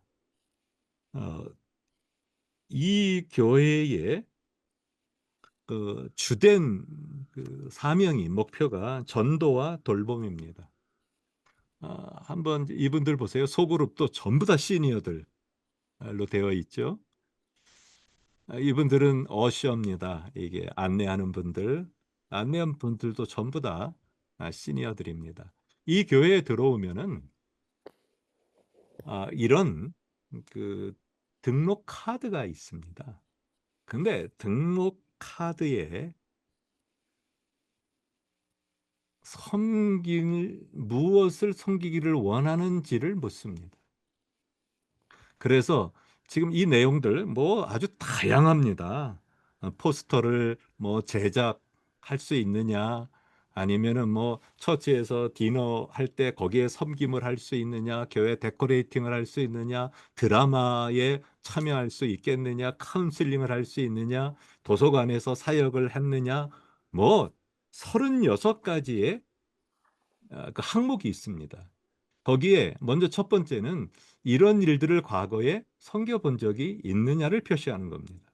그리고 지금 이 교회에서 섬길 수 있는 원하는 사역이 무엇인지 그거를 체크하게 합니다. 이게 등록 카드에서부터 이게 있습니다. 섬김을 받는 게 아닌 거죠. 그러니까 이 교회 딱 들어오면은요, 섬기는 사람이지 돌봄을 받고 섬김을 받는 이게 아니라는 겁니다. 시작부터. 그래서 이런 부서에 배치가 됩니다. 거기서 늘 교회를 섬기고 이웃을 섬기고 주변 사람들을 섬기고 이런 섬김의 자리로 나아가는 것입니다. 이게 시니어로서 완전 독립이 되면은 뭐 다 시니어만 있기 때문에 거기서 뭐 섬김 받고 이걸 원해서는 안 된다는 거죠. 물론 이제 연령에 따라서 완전히 돌봄이 필요한 분들이 있습니다. 바로 시니어들도 크게 3가지로 이렇게 나눕니다. 65세에서 75세, 이게 액티브 시니어입니다. 가장 활동을 많이 할 수 있는 시니어. 75세에서 85세, 이게 중간층입니다. 여기는 병들도 찾아오기 시작하고요. 여전히 건강하신 분들은 다 섬길 수 있습니다. 하지만은 이 연령대를 그냥 섬기라고 이렇게 해서는 안 됩니다. 85세에서 그 이상, 여기는 정말 섬김이 필요한, 돌봄이 필요한 이제 그런 분들로 있게 됩니다. 그러면 여기에 들어온 분들 중에 그분들을 섬기는 분들도 이제 있게 됩니다. 이게 이제 미국 교회 하나의 그 예고요. 한인 교회들 가운데 그 독립교회들이 있습니다. 특별히 남가주에 사시는 분들은 라구나 우주나 실비치 리조월드라고 아실 겁니다.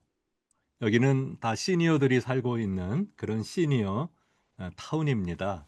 그 시니어 타운에 라구나 우주는 그 얼바인 밑에, 그 남가주 얼바인 밑에 있는 그 타운인데요. 시니어들이 약 2만 명 정도 삽니다.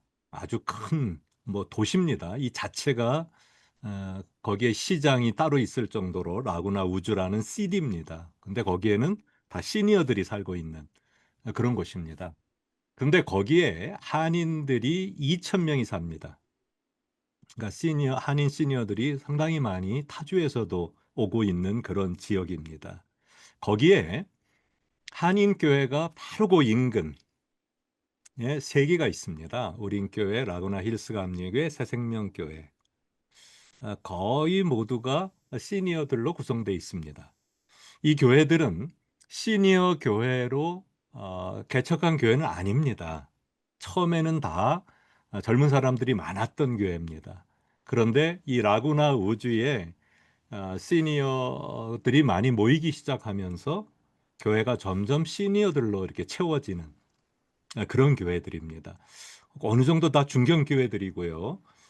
뭐 100명 이상 한 뭐 300명까지도 되는 그런 교회입니다. 제가 이 우린 교회는 가서 지난 2월 달에 부흥회도 인도를 했었고요.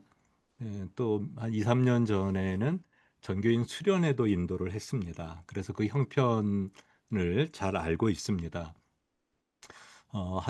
제가 부흥회 하는데 한 120명 정도 모였는데 제가 그때도 깜짝 놀랐던 게 뭐냐면 그분들과 대화하고 식사 같이 하고 하면서 참 대단한 분들이 여기 계시구나라는 생각을 했어요. 뭐 대부분 전문가 출신들이고요. 이분들이 정말 하나님 나라를 위해서 제자로서의 삶을 끝까지 산다면 얼마나 많은 일들을 감당할 수 있겠는가 이런 생각을 참 많이 했습니다. 또 이런 사회적으로도 그런 역할들을 많이 했던 분들이기 때문에 이분들을 잘 가이드만 할 수 있다면 얼마든지 참 많은 일들을 시니어 교회지만 감당할 수 있을 거다 이런 생각을 제가 좀 하고 돌아온 그런 교회들입니다. 실비치에 비슷한 또 시니어 타운이 있습니다. 여기는 라구나 우주의 한 절반 정도 규모고요. 한 10,000명 정도 삽니다. 그런데 한인 시니어가 1,000명입니다. 대부분 10분의 1이 한국 분들인데요. 여기 있는 교회들은 대부분 시니어 독립교회들입니다. 아예 처음부터 이렇게 세운 겁니다. 처음부터 시니어들로 교회를 세워서 여러 가지 많은 이제 활동들을 하고 있는 그런 교회에서 어느 정도 성장한 교회도 있고 아직 약한 교회들도 그렇게 있습니다.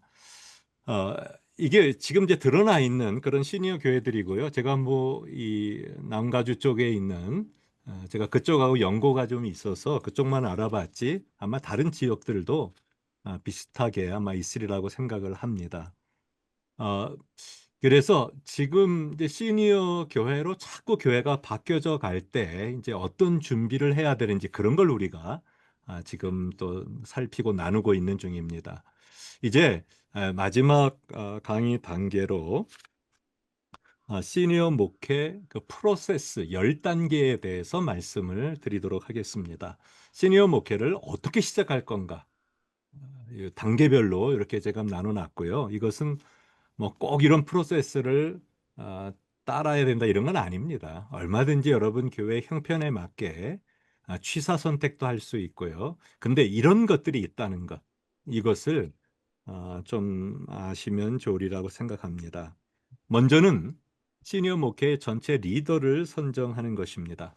어떤 모임에서도 마찬가지일 겁니다. 리더가 중요합니다. 그렇다고 해서 지금 전문가가 없는데 꼭 전문가를 찾을 이유는 없습니다.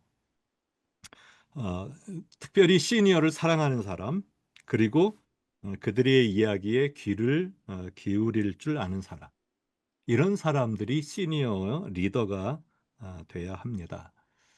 여러분 그 시니어의 그 특징 아시죠?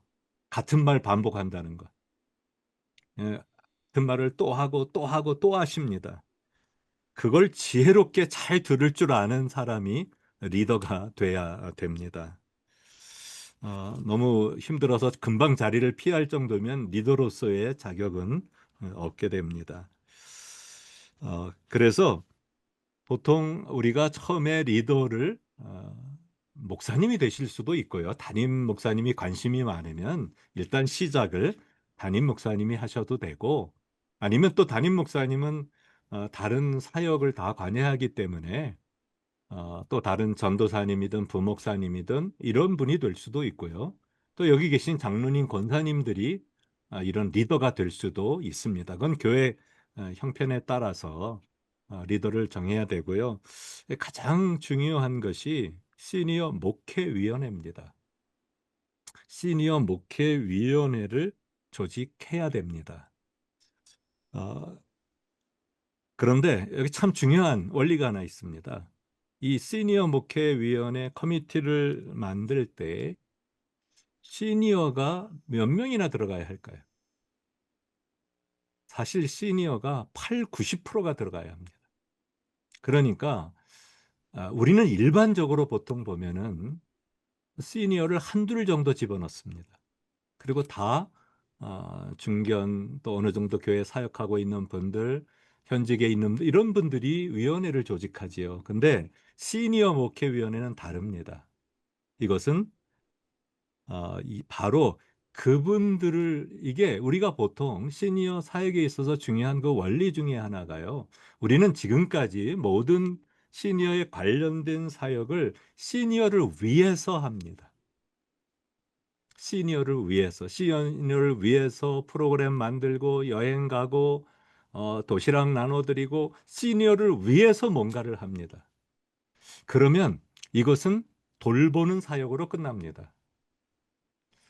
그분들이 섬기는 사람으로 바뀌고 성장하고 평생 사명을 갖고 살아가고 이렇게 되지 않습니다. 그래서 결국 시니어를 위한 사역이 시니어에 의한 사역이 돼야 됩니다. 시니어가 하는 사역이 돼야 되는 거예요. 그래서 대부분 시니어들이 그 안에 많이 들어가야 됩니다. 여기서 한번 제가 이거 화면에 이제 볼지 모르겠어요. 이게 뭡니까? 이 약병입니다. 약병. 집에 보통 뭐 몇 개씩은 다 있는, 그리고 아마 이게 많을수록 연세가 이제 많이 드신 분들입니다. 이 약이 많을수록. 그래서 근데 이런 그 제조약이죠. 약국에서 의사가 처방 내려가지고 제조받아서 이제 오는 이런 약을 몇 가지씩은 대부분 들고 계신 분들도 여기 많을 겁니다. 저희 집사람이 좀 많이 아팠었기 때문에 집에 약이 뭐 그냥 수십 병이 넘어요. 이런 게. 근데 이제 한번 이거 뭐 경험 다 해보셨을 테니까 이거 어떻게 엽니까? 그냥 이게 열리나요? 그냥 안 열리죠. 저도 처음에 미국에 와가지고 이거 열려고 애 많이 썼어요. 누가 안 가르쳐 줘가지고. 근데 가만히 보니까 위에 뭐 푸시 다운 뭐 이렇게 돼 있어요. 이게 이거를 눌러가지고 위에서 눌러서 열어야 되는 거죠. 이게 눌러서 닫는 건 그냥 닫히고요. 뭐 그냥은 안 열립니다. 눌러야만 열려지는 거. 근데요, 이게 우리 보통 건강한 사람들, 젊은 사람들 아무 문제 되지 않아요.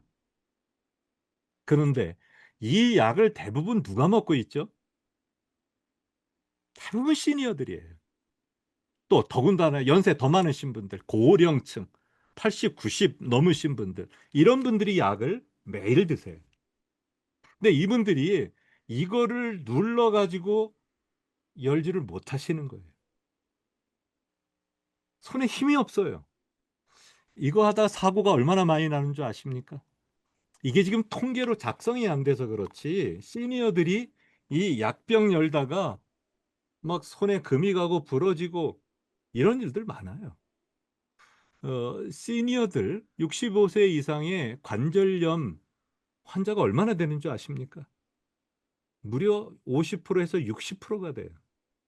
마디마디가 다 아프다고요. 이거 하나 하는 것도 힘든 거예요. 그래서 우리 집사람은 어떻게 이거 해놓은 줄 아세요? 닫지 않습니다. 그냥 반쯤 열어둡니다. 아예 그냥. 그래가지고 그냥 이렇게 열고 그냥 먹고 안 닫고 그냥 이렇게 둬요. 그러다 가끔 이거 툭 쳐가지고 그냥 약 쓰러지고 쏟아지고 이러는 경우들이 있거든요. 근데 이걸 왜 이렇게 만들었을까요? 혹시 여러분 아십니까? 왜 이렇게 만들었는지, 왜 이렇게 힘들게 만들었는지, 열기를. 쉽게 그냥 돌려서 열면 되지. 왜 눌러서 열기까지 이렇게 약병을 만들었는가? 이게 역사가 있습니다. 여기에는 1960년대에 이거를, 그때는 이런 게 아니었어요. 그냥 쉽게 여는 거였어요. 그런데 아이들이 그걸 먹고 사건 사고가 많이 일어난 거예요. 아이들은 그냥 뭐 자칫하면 뭐 약인 줄 모르고 그냥 열리니까 열어서 보니까 사탕 같은 거야. 그래가지고 그거를 먹고서 사망 건수도 많이 있었고요. 뭐 다치고 이런 아이들도 많았습니다. 그래서 이게 국가적인 이슈가 된 겁니다. 1970년대에 중독 예방을 위한 포장법이 의회를 통과하게 됩니다. 그래서 이제 제약회사들은 그 의회에 통과된 그것 때문에 이제 이렇게 만들기 시작한 거예요. 아이들이 못 열도록. 아이들이 잘 이거 못 열거든요, 어린 아이들이. 그래서 어, 이게 1970년에 만들어진 게 지금까지도 50년 넘게 이게 계속 이렇게 유지되고 있는 겁니다. 근데 어, 여러분, 사실은 지금도 어른들이 이것 때문에 사고가 많이 일어난다는 거를 알고들 있어요. 관련 기관에서도 알고 있고요. 그래서 개정된 규정이 나왔습니다. 그 개정된 규정은 약병 겉면에다가 이제 이렇게 쓴 거예요. 이거 쉽게 열게 만들어 놓고 어린 자녀가 없는 가정에서만 사용하십시오. 쉽게 여는 거는. 그런 법까지 나왔음에도 불구하고 지금 약국에서는 그거 사용 안 합니다. 그걸 요청하는 사람도 없고요. 약사들도 뭐 별로 관심 없습니다. 그거. 그냥 늘 사용하던 이대로 줍니다. 이게 이유가 뭐냐 하면은 이런 것을 결정하고 정할 때 시니어들이 거기 없다는 거예요. 시니어들이 그런 위원회에 있다면은 이거 나 못 연다고, 이렇게 만들면 안 된다고, 이거 사고 난다고 얼마든지 그렇게 말할 수 있다는 거죠. 그래서 우리가 시니어 목회 사역을 의논하는 커미티에는 시니어들이 들어가 있어서 그들의 입장, 그들의 생각, 이게 반영돼야 합니다. 그래야만 시니어 사역이 진행될 수 있다는 겁니다. 그냥 시니어가 아닌 사람들이 들어가서 결정해 놓고 그러면 결국 시니어를 위한 사역만, 그런 프로그램만 또 만들게 됩니다. 교회 내 시니어들에 대한 정보를 수집해야 됩니다. 세 번째가. 정보를 수집해야 되는데 먼저 시니어를 알아야 됩니다. 시니어가 누군지를 알아야만 시니어 사역을 할 수가 있는 겁니다. 제가 사실 몇 년 전에 시니어 사역에 대해서 관심을 갖게 된 이유가 저희 교회에 있었던 두 가지 사건 때문에 그렇습니다.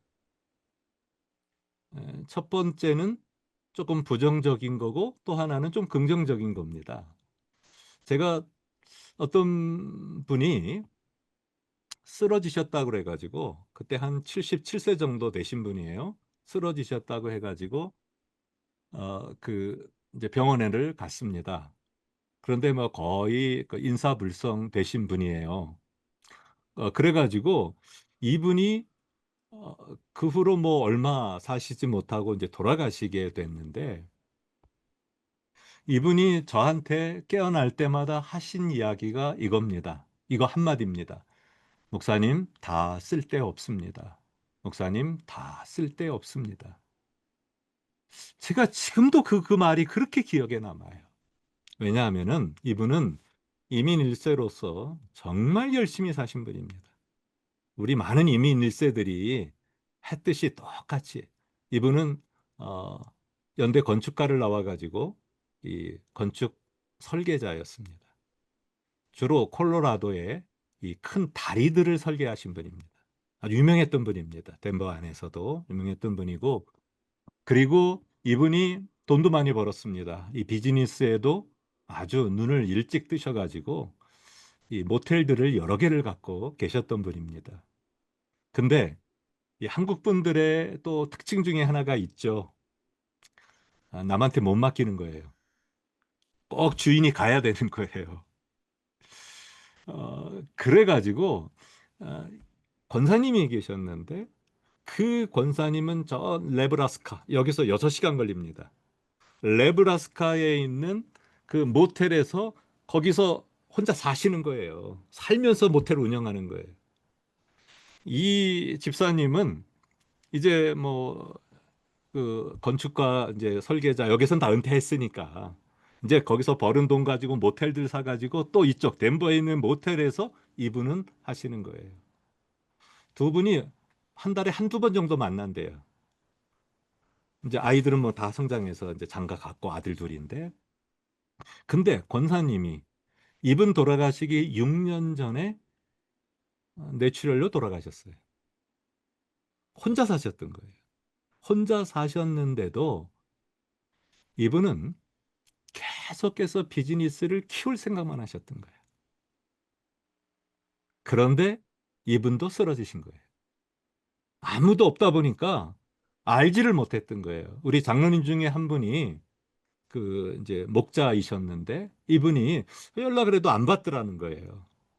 그게 이상해가지고 집을 가본 거예요. 집을 갔는데 분명히 차가 있는데 타고 다니신 차 알거든요. 차가 있는데 인기척이 없는 거예요. 너무 이상해가지고 전화해도 소용도 없고 그래서 경찰에다 신고를 한 겁니다. 그 문을 따고 들어갔어요. 그랬더니 현관 앞에서 쓰러져 계신 거예요. 그리고 병원으로 이제 옮겨서 이머전시로 옮겨서 그럼 며칠밖에 못 사셨어요. 그때 하신 말씀이 목사님 다 쓸데없습니다. 다 쓸데없습니다. 더 충격적인 거는 이분 돌아가시기 하루 전입니다. 또 중환자실에 있다가 다시 또 이제 또 위독하다고 해가지고 제가 이제 달려갔어요. 근데 의식이 없으세요. 뭐 여러 가지 많이 끼우고 계시고요. 근데 그때 아들이 하나 와 있었어요. 둘째 아들인데 저 처음 봤어요. 그러니까 아들들하고도 거의 교류가 없었던 그런 분이에요. 그리고 뭐 한국말은 하나도 모르는 그런 아들이었는데 근데 제가 거기서 기도를 하고 나오려고 하는데 뭐 의식은 없으시니까. 근데 이 집사님이 소리를 치시는 거예요, 갑자기. 야, 피로. 그 아들이 피로거든, 이름이. 피로. 50만 불 찾아와. 50만 불 찾아와. 이러고 얘기를 하시는. 근데 제가 보니까 깨신 게 아니야. 제가 무슨 생각했는지 아십니까? 50만 불을 어디다 감춰두셨구나. 아무도 모르는 데다가 감춰두셨는데 갑자기 쓰러져서 정신이 오락가락하니까. 근데 그 생각은 나가지고 그걸 찾아오라고 아들한테 얘기하는. 제가 아들한테 물었어요. 이거 뭔지 아냐고. 자기 모른대요. 그러고 돌아가셨어요. 그때 제가 야, 참 성공한 분이었고 열심히 사신 분이었고 자녀들 잘 키운 분이었고 교회에도 아주 신앙이 좋으시진 않았지만 그래도 예배마다 빠지지 않고 나오셨던 분이었고 근데 노년이 마지막이 이렇게 된 게 너무 안타까웠던 거예요. 그래서 그 다 쓸데없다는. 제가 이거는 설교 시간에도 참 많이 얘기했던 겁니다. 그래서 종종 저는 이제 어른들을 섬기면서 그런 노년에 관계되는 설교는 틈틈이 이렇게 많이 했었어요. 근데 그래서 시니어 사역을 좀 본격적으로 해야 되겠다. 이제 이런 생각을 제가 한 거고요. 또 한 분은 몇 년 전에 돌아가신 분이에요. 이분도 권사님이셨는데 키는 작달만하셨고 아주 또릿또릿한 분이셨어요. 돌아가실 때 뭐 80 후반 정도 되셨는데 몸 하나 흐트러짐이 없으셨던 분. 예배 시간에도 앞에서 세 번째 줄에 또 딱 앉으셔가지고 아멘 아멘 하면서 신앙생활도 정말 잘하셨던 그런 권사님이세요. 근데 제가 목회를 뭐 10몇 년 이렇게 이 교회에서 이제 했을 때인데 그때가 그분에 대해서 아는 게 하나도 없는 거예요. 가정을 신방해 본 적도 없고요. 신방 원치 않으세요. 신방해 본 적도 없고 아들이 딱 하나 있어요. 그 아들도 뭐 타주에 살아가지고 보지도 못해요. 어쩌다 한번 그냥 보는 정도예요. 이 혼자 사시는 거예요. 근데 남편이 누군지 뭘 하셨는지 아무것도 몰라요. 말 안 하시니까. 그렇다고 해서 원치 않으시는 걸 제가 물어볼 수는 없고. 그런데 이분이 돌아가시기 3주 전에 저한테 전화가 왔어요. 사무실에서 앉아 있는데 교회 전화로 전화를 하셨어요. 그러더니 저한테 그래요. 목사님, 내 얘기 30분만 들어줄 수 있어? 예, 권사님 말씀하세요. 말씀을 하기 시작하는데 저는 참 많이 그 말씀 들으면서 울었습니다. 이분의 인생 스토리를 얘기하시는 거예요. 근데 이분이 남편 얘기를 아무도 몰라요, 교인들이. 근데 남편이 여러분 그 5.16 혁명 아시죠?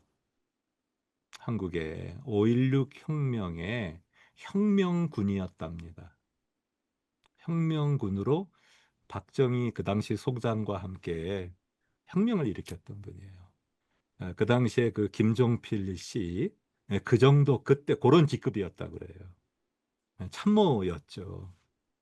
근데 여러분 어떤 쿠데타든 뭐 이런 거든 주류가 있고 비주류가 있어요.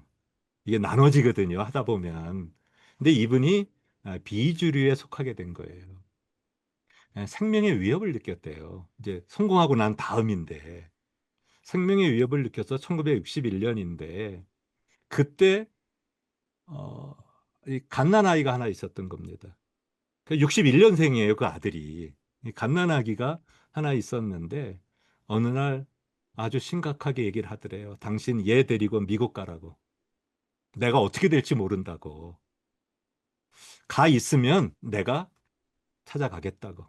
그리고 다 정리되면 돌아오게 하겠다고. 이렇게 이제 얘기를 한 거예요. 그래갖고 비행기표 다 사줘가지고 어느 날 갑자기 애 데리고 미국에 온 거예요.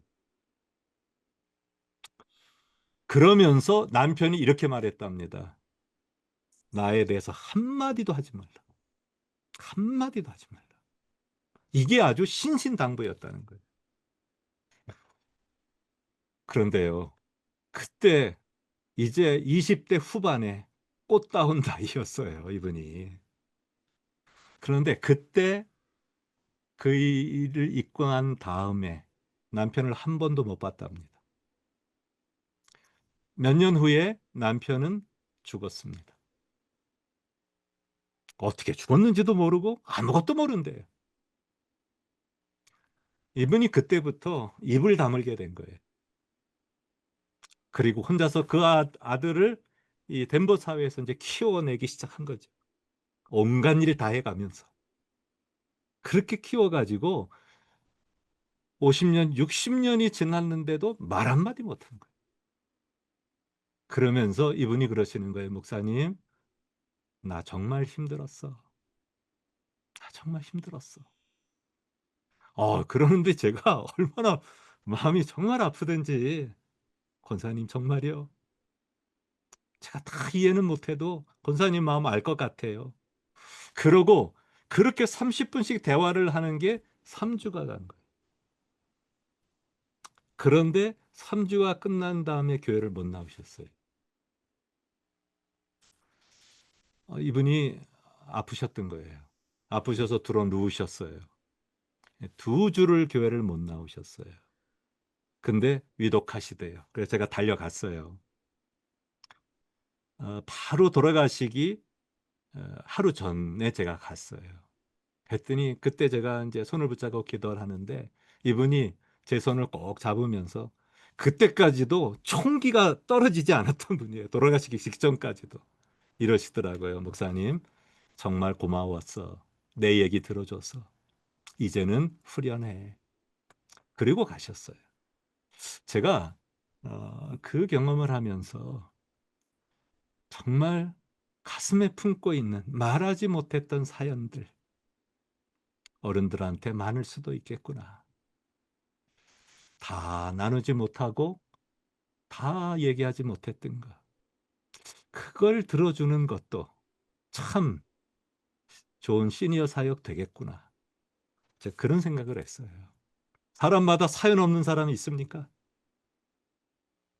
하지만 꼭꼭 가슴에 담아두었지 누구에게가 이 얘기를 못한 거예요.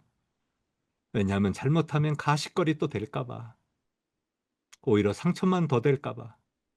이랬던 분들이 많고요. 이민생활 많지 않을까요? 그런 분들. 그런 분들의 이야기를 들어줄 수 있다는 것. 이게 시니어 사역에서도 참 중요하겠다. 저는 그렇게 생각을 해서 시니어 사역의 길로 이렇게 들어서게 된 겁니다. 이 시니어에 대한 정보를 수집할 때요. 설문조사하는 거 참 좋습니다. 설문조사하는데 여러분 뭐를 설문조사하냐면요. 뭐 나이, 성별, 신앙연수 이건 기본이에요. 시니어를 위한 특별한 문항들은 이런 겁니다. 지난 주간에 몇 사람을 만나셨습니까? 지난 한 주간 동안 몇 사람 만나셨습니까? 몇 번 통화하셨습니까? 뭐 요즘엔 집을 잘 찾아가진 않지만은요. 우리 집에 몇 명이 찾아왔습니까? 한번 이런 질문들 해보세요. 이런 걸 설문에다 넣어보세요. 그분들의 현실을 알 수 있습니다. 이런 걸 통해 가지고 무슨 사역을 해야 되겠구나. 이분들한테 맞는 사역은 어떤 거겠구나. 이런 거를 알 수 있게 됩니다. 그러니까 전혀 다른 거예요. 우리 젊은 사람들, 중년들 열심히 지금 일하고 있고 관계가 갖고 이런 사람들하고는 시니어들은 다르다는 거. 그러니까 거기에 맞는 그런 질문과 그분들의 상황을 이해하는 것. 이것이 시니어들을 이해하고 사역하는데 중요한 바탕이 될 겁니다. 기존의 교회 프로그램을 검토하십시오. 아마 기존 프로그램에 시니어들도 참여하는 프로그램도 있고 또 안 하는 프로그램도 있고 이런 것들이 있습니다. 그래서 시니어 한다고 해서 갑자기 이런 프로그램들 중단해야 되고 이런 거 전혀 아닙니다.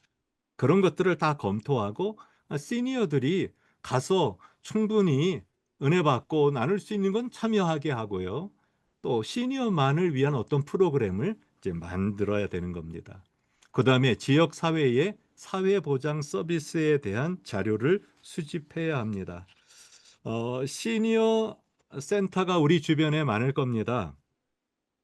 여러분 거기에 과연 무슨 프로그램들이 있는지 시니어들의 반응은 어떤지를 수집하는 것 참 중요합니다.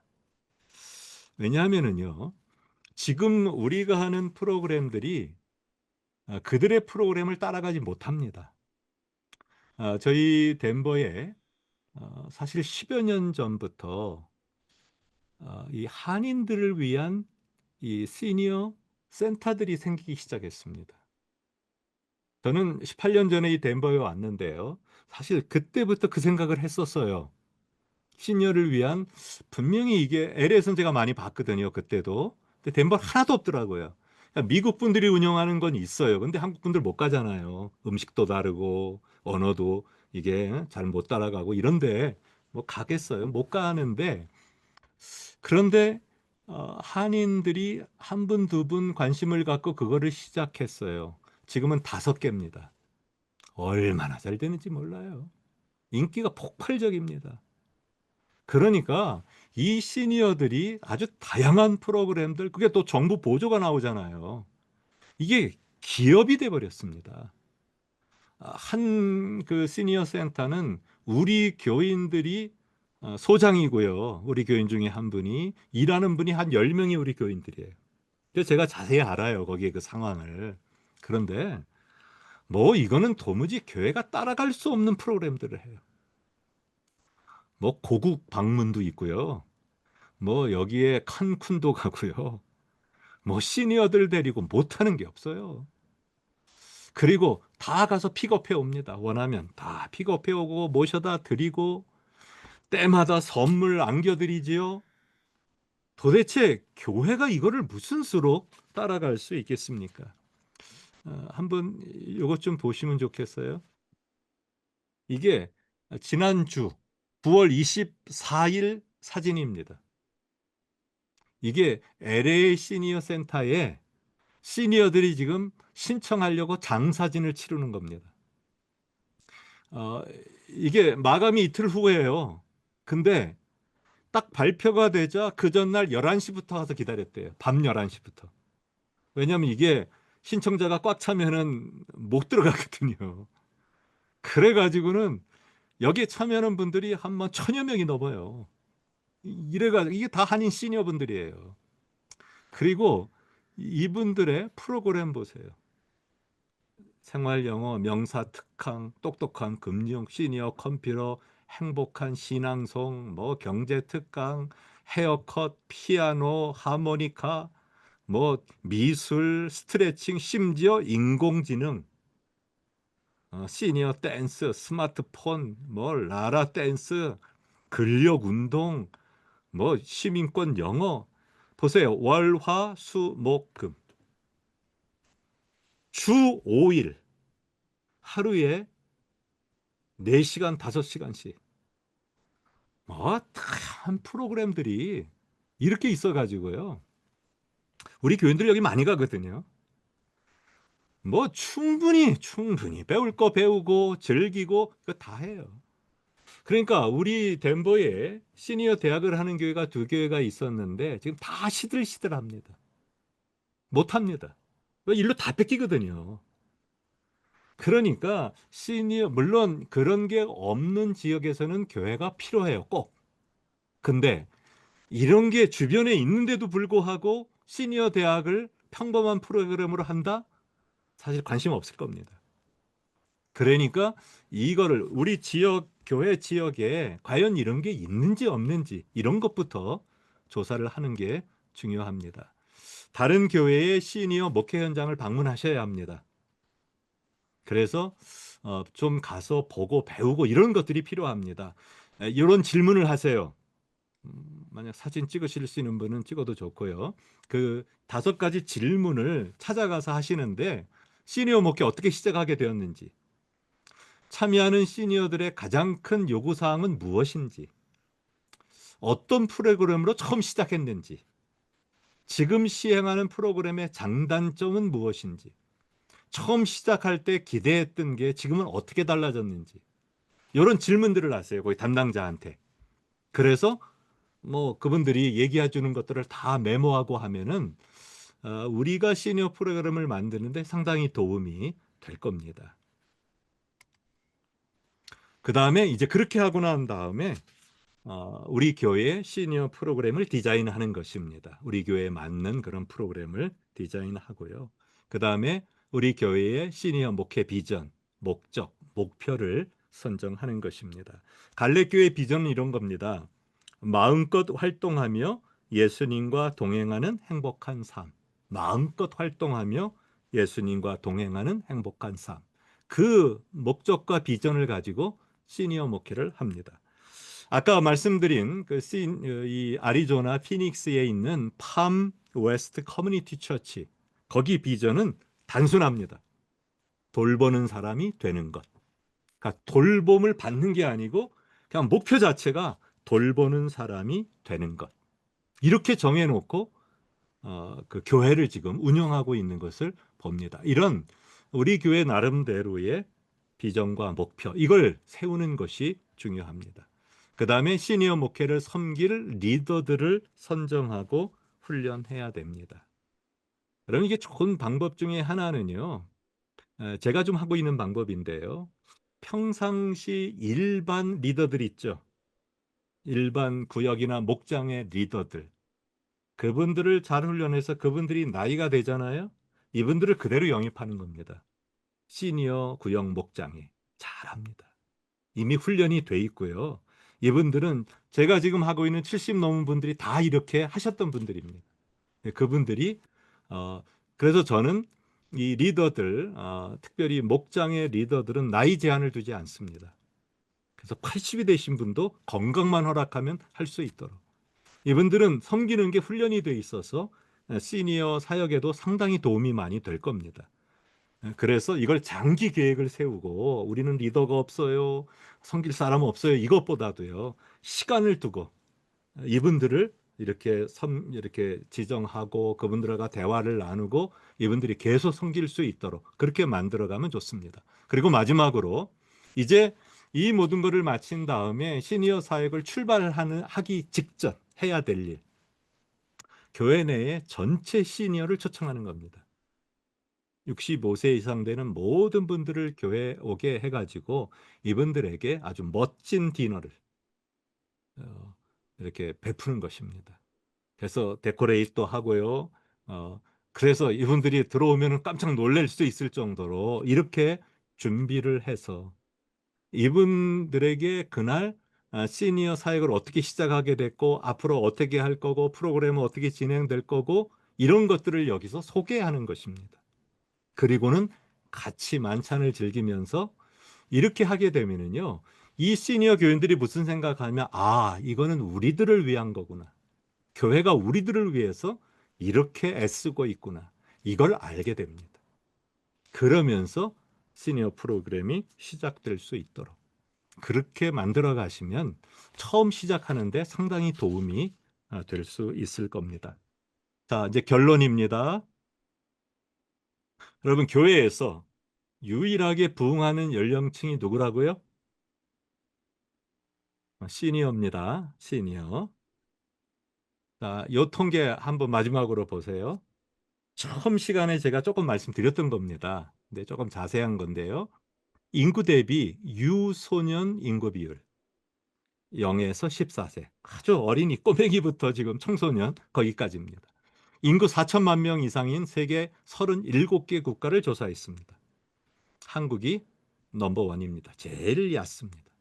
10.6%. 우리보다 고령화가 그렇게 진행된 일본도 11.4%입니다. 그러니까 유소년 인구 비율은 한국이 세계 최고로 얕습니다. 그런데 문제는 그게 점점 더 얕아진다는 거예요. 2042년에 8.6, 2060년에 가면 6.9%. 100명 가운데 어린아이들, 청소년, 우리 중고등부 여기가 7명밖에 안 되는 거예요. 우리 100명 모이면. 그 부서가 되겠어요? 안 되겠어요? 100명 모이는 교회에 어린이 3명, 중고등부 3명 이렇게 있다고 생각해 보세요. 부서가 안 되는 거죠. 이게 전반적인 분위기가 된다는 거예요. 한국 교회에. 근데 보세요. 그 전에 1960년 무려 42.3%. 70년에 뭐 더 늘었죠? 70년에 42.5%. 그러면은요. 이때 유초등부, 중고등부가 교회가 안 된다. 이건 핑계가 됩니까? 안 됩니까? 이 당시에. 이게 핑계 안 되는 이야기예요.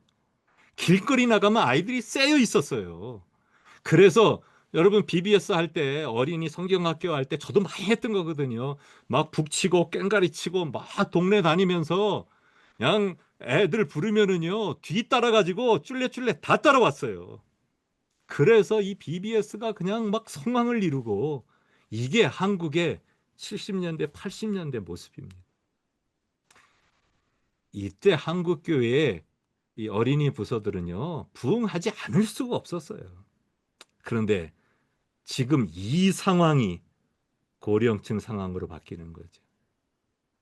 유소년은 줄어들고 고령층은 많아지고 가장 많아지는 게 고령층이라는 거. 그걸 여러분 기억하시고요. 우리가 이 사역을 그냥 생각만 해보는 것으로는 앞으로는 안 된다. 뭔가를 해야 된다. 그거를 생각하셨으면 좋겠고요. 첫 걸음은 항상 가장 어렵지만 가장 용감한 것이다. 시작하는 것 중에 가장 어려운 것은 실제로 시작하는 거다. 그러니까 뭐라도 시작하는 거. 이게 가장 어렵습니다. 여러분 이제 이 강의 다 듣고 또 이제 교회에서 사역하시고 그러면서 이제 뭔가는 시니어를 위해서 사역이 시작되는 그런 교회들로 세워져 가시기를 간절히 바랍니다. 예, 제 강의는 여기서 오늘 마치도록 하겠습니다. 여러분 4주간 동안 참 수고 많으셨고요.